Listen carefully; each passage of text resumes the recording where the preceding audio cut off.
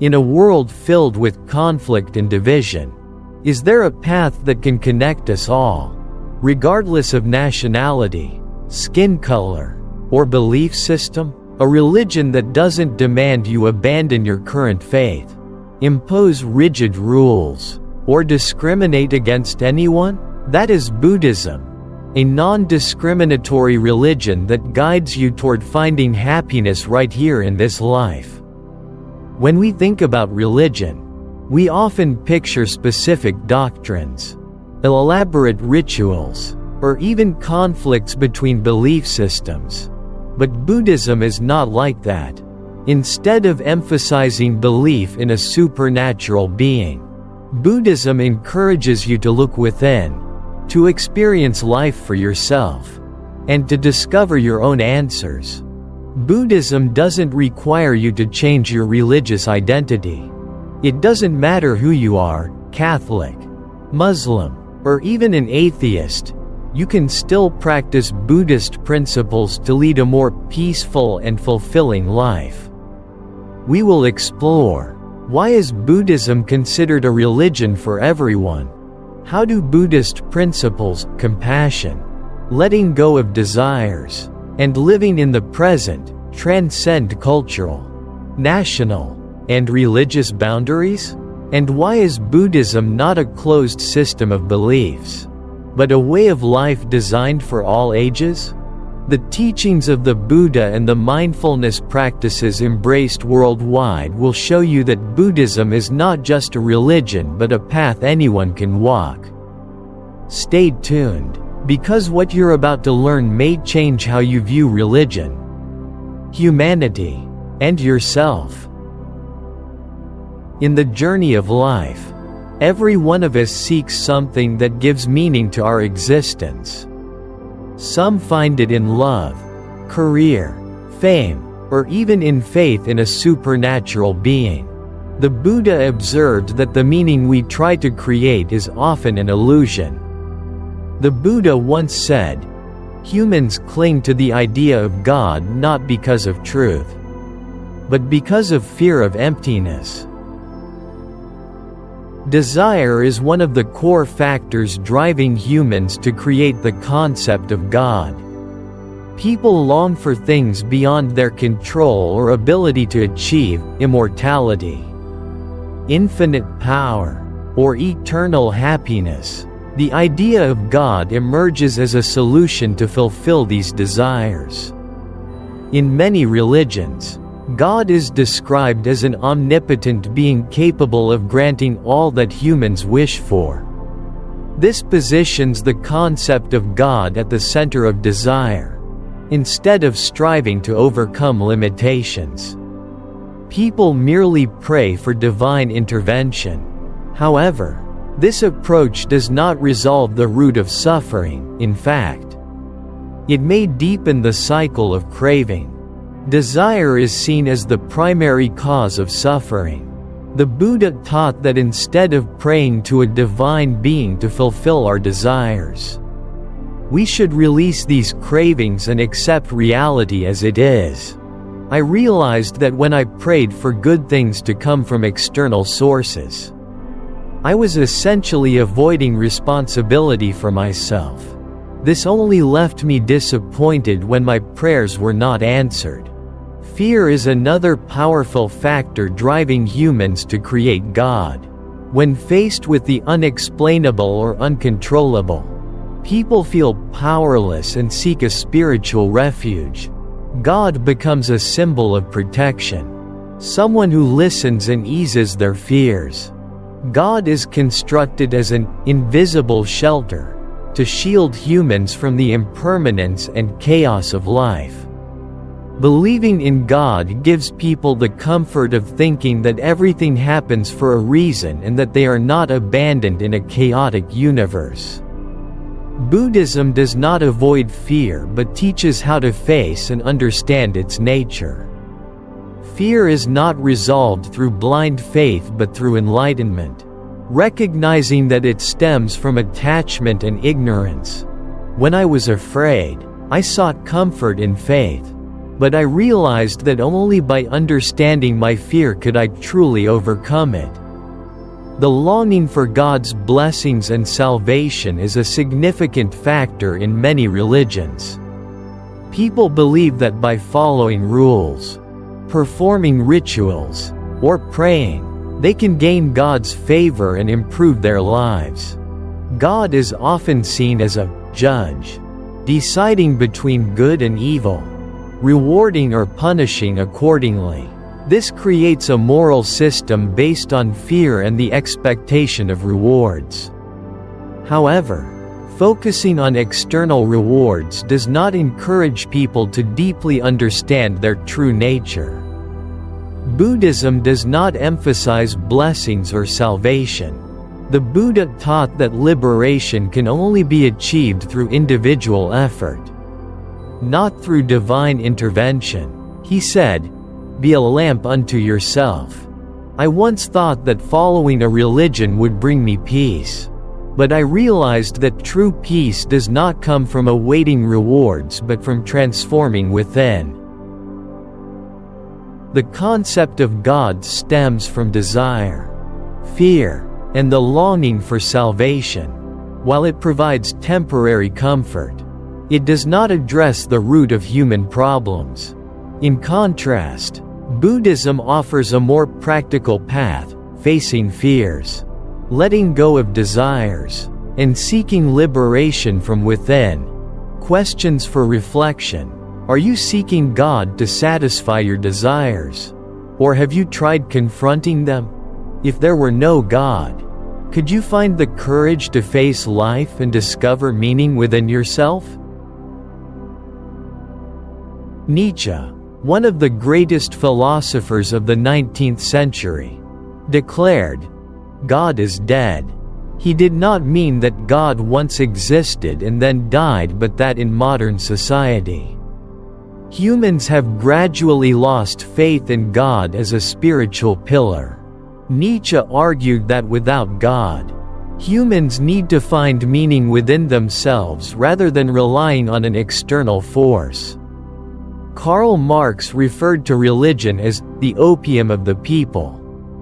He believed that religion paralyzes human will, leading people to accept injustice instead of changing their reality. Marx advocated for humanity to focus on building a just society rather than seeking salvation from God. Both Nietzsche and Marx resonate with Buddhism in their challenge to traditional beliefs and encouragement for humanity to confront reality. However, Buddhism is less extreme than Marx or Nietzsche. The Buddha taught the importance of letting go of false beliefs but did not entirely dismiss their value if they help individuals live better lives. I find Nietzsche's and Marx's ideas thought-provoking, but they are too radical. Buddhism offers a balanced approach, encouraging us to let go of blind faith without imposing atheism or materialism. Perhaps Oprah Winfrey's life offers the most relatable perspective on Buddhism. Oprah, one of the world's most powerful women, faced a troubled childhood filled with poverty, abuse, and a lack of emotional support. In her darkest moments, she sought solace in religion. However, she eventually realized that the meaning of life does not lie in God but within herself. Oprah began practicing meditation and exploring Buddhist principles, particularly the practice of living in the present moment. She once said, "I realized that true strength does not come from praying but from changing my own mindset." Oprah's story demonstrates that instead of seeking salvation from God, we can find strength from within. The Buddha did not entirely deny the value of God but emphasized that we should not rely on such ideas to avoid facing reality. Instead of clinging to a supreme being, he encouraged self-awareness, responsibility, and finding meaning in the present moment. Buddhism does not impose beliefs but offers a practical way to confront life's challenges and achieve liberation. By understanding the origins of suffering and letting go of attachments, we can move beyond the illusions of desire and fear. Oprah's journey and the teachings of Buddhism invite us to ask, are you searching for God to fill your emptiness? Or can you look within for strength? If you could embrace the present moment fully, what would life feel like? The Four Noble Truths. Understanding the nature of suffering. The Buddha taught that to solve any problem, we must first understand its true nature. In his first sermon, he outlined the Four Noble Truths as a map to liberation. Dukkha, suffering, life is suffering. From small discomforts like fleeting sadness to major pains like illness and loss. These are all parts of life. Samudaya, origin, the root of suffering is desire, attachment, and constant craving. Nirodha, cessation, suffering can be ended by letting go of desire and attachment. Magga, path. The path to ending suffering is the practice of the Noble Eightfold Path. The Noble Eightfold Path, a complete way of living. The Noble Eightfold Path is not a set of rigid rules but a guide to living mindfully and meaningfully. It includes the following elements. Right view. Understanding life correctly by grasping the Four Noble Truths. Right intention. Cultivating thoughts of compassion, free from greed or hatred. Right speech. Speaking truthfully and avoiding harm through words. Right action. Acting ethically, causing no harm to any living being. Right livelihood. Earning a living in a way that does not cause harm. Right effort. Persistently striving to improve oneself. Right mindfulness. Being aware of each moment. Observing all actions and emotions. Right concentration. Practicing meditation to achieve focus and inner peace. For me, the Noble Eightfold Path is not just a set of principles but a practical toolkit. It doesn't force me to transform myself overnight but helps me gradually improve my thoughts, words, and actions step by step. Buddhism, a method of practice. Buddhism is not merely a philosophical system or a religious belief. It is also a method of practice designed to help individuals personally experience life, confront suffering, and find liberation. It does not require followers to believe in a supernatural being or adhere to elaborate rituals. Instead, Buddhism emphasizes practical actions in daily life to achieve sustainable happiness. 1. Starting with understanding the Four Noble Truths and the Noble Eightfold Path. The Four Noble Truths. Understanding the nature of suffering. The Buddha taught that to solve any problem, we must first understand its true nature. In his first sermon, he outlined the Four Noble Truths as a map to liberation. Dukkha, suffering, life is suffering. From small discomforts like fleeting sadness to major pains like illness and loss. These are all parts of life. Samudaya, origin, the root of suffering is desire, attachment, and constant craving. Nirodha, cessation, suffering can be ended by letting go of desire and attachment. Magga, path. The path to ending suffering is the practice of the Noble Eightfold Path. The Noble Eightfold Path, a complete way of living. The Noble Eightfold Path is not a set of rigid rules but a guide to living mindfully and meaningfully. It includes the following elements. Right view. understanding life correctly by grasping the Four Noble Truths. Right intention, cultivating thoughts of compassion, free from greed or hatred. Right speech, speaking truthfully and avoiding harm through words. Right action, acting ethically, causing no harm to any living being. Right livelihood, earning a living in a way that does not cause harm. Right effort, persistently striving to improve oneself. Right mindfulness, being aware of each moment, observing all actions and emotions. Right concentration, practicing meditation to achieve focus and inner peace. Personal reflection. For me, the Noble Eightfold Path is not just a set of principles but a practical toolkit. It doesn't force me to transform myself overnight but helps me gradually improve my thoughts, words, and actions step by step. 2. Buddhism in daily life. Buddhism is not exclusively for monks or meditation practitioners. It is designed for everyone, children and adults, business people and farmers alike. Practical applications. Mindfulness at work. Performing tasks with full concentration, instead of being distracted by trivial concerns. Compassion in communication. Treating others with empathy, even when they hurt you. Letting go in life.